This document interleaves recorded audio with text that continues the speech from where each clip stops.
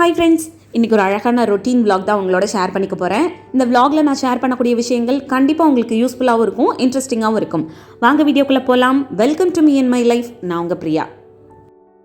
இன்றைக்கி vlog பார்த்திங்கன்னா மார்னிங்லேருந்து எடுக்க ஸ்டார்ட் பண்ணியாச்சு. Weekly once bed spread change பண்ணுவேன். அந்த வேலை தான் இப்போ பார்த்துட்ருக்கேன். நம்மளோட சேனலில் ரெகுலராக பார்க்குற வியூவர்ஸ் அண்ட் சப்ஸ்கிரைபர்ஸ்க்கு தெரியும். புதுசாக பார்க்குறவங்களுக்காக சொல்கிறேன். வாரத்துக்கு ஒரு தடவை பெட் ஸ்ப்ரெட் சேஞ்ச் பண்ணிடுவேன். என்னோட வீக்லி கிளீனிங் ருட்டீனில் இந்த ஒரு வேலை ரொம்ப முக்கியமான வேலையாக வச்சுருப்பேன்.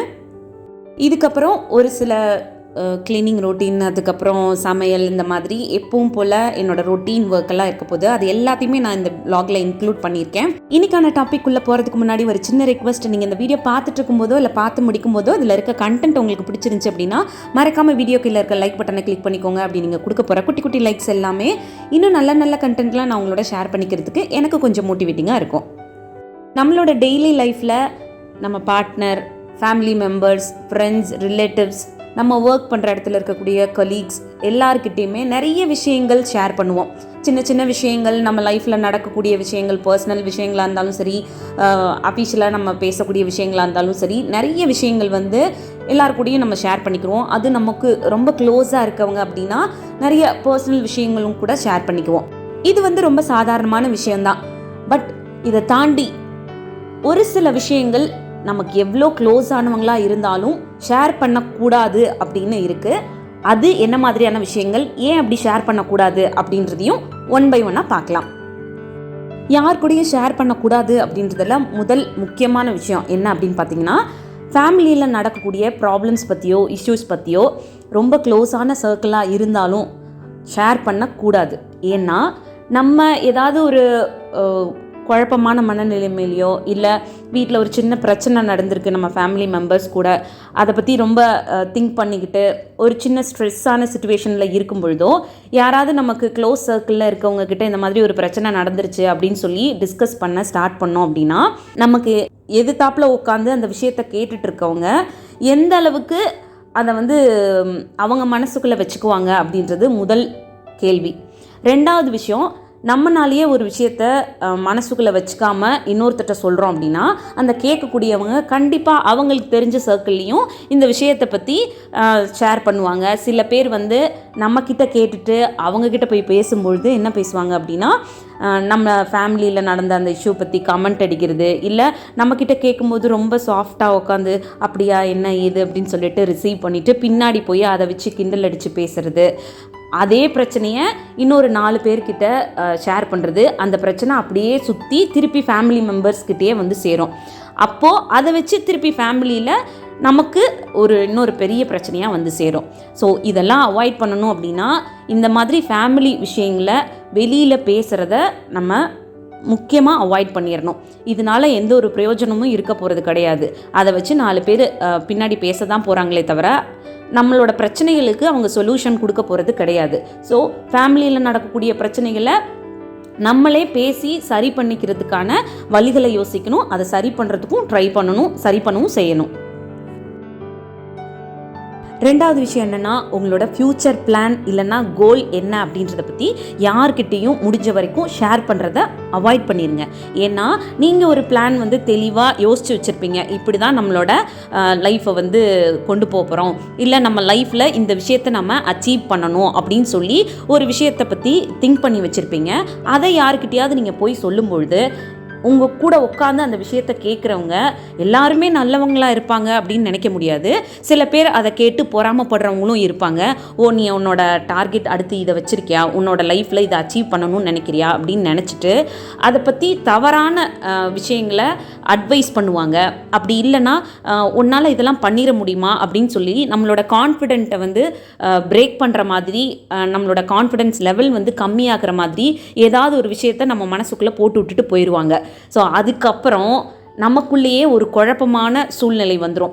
நம்மளால் இந்த விஷயத்தை சரியாக பண்ணிட முடியுமா, இவங்க இப்படி சொல்லிட்டு போகிறாங்களே, நம்ம இந்த மாதிரி யோசிக்காமல் விட்டுட்டோமே, இப்படி பண்ணுறதுனால நம்மளோட நினச்ச பிளானை நம்ம அச்சீவ் பண்ணிட முடியுமா அப்படின்னு சொல்லி நமக்கு நாமளே நம்ம ரெடி பண்ணி வச்சுருந்த அந்த பிளானை பற்றி ரொம்ப கன்ஃபியூஸ் பண்ணுற ஒரு மனநிலைமைக்கு போயிடுவோம். அதனால நம்மளோட கான்ஃபிடென்ஸ் லெவலும் கம்மியாக ஆரம்பிச்சிடும். ஸோ எப்போவுமே நம்மளோட ஃப்யூச்சர் கோல் என்ன, அடுத்து நம்ம லைஃப்பில் என்ன பண்ண போகிறோம் அப்படின்றத பற்றி யாருக்கிட்டையும் ஷேர் பண்ணாதீங்க. அப்படி என்னால் ஷேர் பண்ணாமல் இருக்கவே முடியல அப்படின்னா ரொம்ப சிம்பிள், ஒரு டைரியோ இல்லை ஒரு நோட்டையோ எடுத்து எழுதுங்க. என்னோடய பிளான் இதுதான், இதுக்கு இந்த மாதிரியான விஷயங்கள்லாம் பண்ண போகிறேன், இதை இவ்வளோ நாளுக்குள்ளே நான் அச்சீவ் பண்ணணும்னு நினைக்கிறேன், இதுக்கு இந்தந்த விஷயங்கள் நான் பண்ணிகிட்ருக்கேன் அப்படின்னு சொல்லி அந்த ஒரு நோட்லேயோ டைரியிலையோ எழுதுங்க. இல்லைங்க, என்னால் இப்படியெல்லாம் எழுதி வச்சாலும் என்னால் என்னோடய பிளானையோ கோலையோ யார்கிட்டையும் சொல்லாமல் இருக்கவே முடியாது அப்படின்ற ஒரு மனநிலை மேலே இருக்கக்கூடியவங்க இருந்தீங்கன்னா, உங்களுக்கு ரொம்ப நம்பிக்கையான ஒரு பர்சன் இருப்பாங்கல்ல, நான் இவங்கக்கிட்ட சொன்னால் அந்த விஷயம் எங்கேயுமே வெளில போகாது, இவங்க என்னோடய லைஃப்பில் நல்லதுக்காக மட்டுமே யோசிப்பாங்க, என்னை நிறைய விஷயங்களை மோட்டிவேட் பண்ணுவாங்கன்னு யாராவது ஒரு பர்சன், அது உங்கள் லைஃப் பார்ட்னராக இருக்கலாம், இல்லை உங்களுக்கு ரொம்ப க்ளோஸாக இருக்கக்கூடிய ஒரு பர்சனாக இருக்கலாம், அவங்கக்கிட்ட மட்டும் ஷேர் பண்ணிக்கோங்க. ஏன்னா இது வேறு வழியே இல்லை அப்படின்றதுனால இந்த ஒரு சின்ன டிப்ஸை சொல்கிறேன். யார்கிட்டையும் ஷேர் பண்ணக்கூடாத விஷயங்களில் 3வது விஷயம் என்ன அப்படின்னு பார்த்தீங்கன்னா, நம்மளோட மந்த்லி இன்கம் என்ன அப்படின்றத நீங்கள் யார்கிட்டையும் கண்டிப்பாக ஷேர் பண்ணக்கூடாது. அதே மாதிரி யார்கிட்டையும் உங்களோட இன்கம் என்ன அப்படின்ற கேள்வியை கேட்கவே கூடாது. இப்படி நம்ம கேட்குறதுனால அவங்களுக்கு ஃபினான்ஷியலாக நம்ம போய் ஹெல்ப் பண்ண போகிறதும் கிடையாது, அவங்களோட அந்த இன்கம் தெரிஞ்சுக்கிறது மூலமாக நமக்கு எந்த ஒரு பெனிஃபிட்டும் கிடையாது. அதே மாதிரி தான் நம்ம எவ்வளோ சம்பளம் வாங்குகிறோம், அது ஜாஸ்தியான சம்பளமாக இருந்தாலும் சரி, கம்மியான சம்பளமாக இருந்தாலும் சரி, யார்கிட்டையும் இதை பற்றி ஷேர் பண்ணுறதோ, சில பேர் எனக்கு இவ்வளோ தான் சம்பளம், இதை வச்சு தான் என்னோடய லைஃப்பை நான் ரன் பண்ணுற மாதிரி இருக்குது அப்படின்னு சொல்லி புலம்புவாங்க. இப்படி புலம்புறதுனால அடுத்தவங்க உங்களுக்கு ஃபினான்ஷியலாக ஹெல்ப் பண்ணிட போகிறாங்களா, உங்களோட மந்த்லி ரெண்ட்டை கொடுக்க போகிறாங்களா, இல்லை உங்களோட டே டு டே லைஃப்க்கு தேவையான எக்ஸ்பென்சஸை அவங்க பண்ண போகிறாங்களா, எதுவுமே நடக்க போகிறது கிடையாது.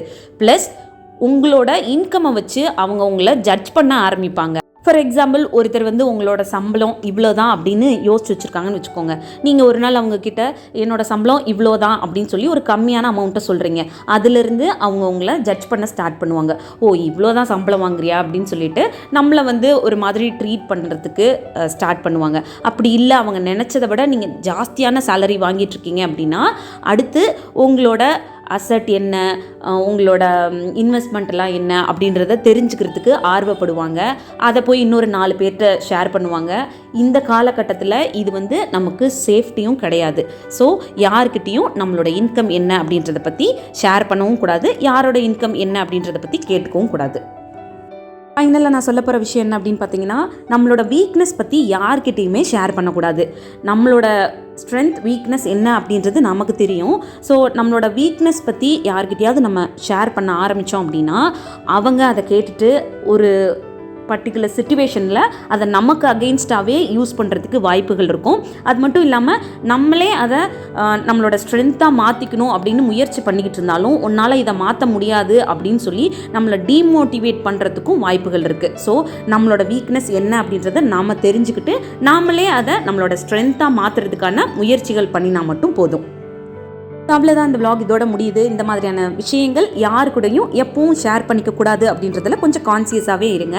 இன்னொரு யூஸ்ஃபுல்லான vlogஓட நான் உங்களை மீட் பண்ணுறேன். இந்த vlog பிடிச்சிருந்தா மறக்காமல் லைக் பண்ணுங்கள். இன்னும் நம்ம சேனலை சப்ஸ்கிரைப் பண்ணலைன்னா ப்ளீஸ் சப்ஸ்கிரைப் பண்ணிக்கோங்க. தேங்க்யூ.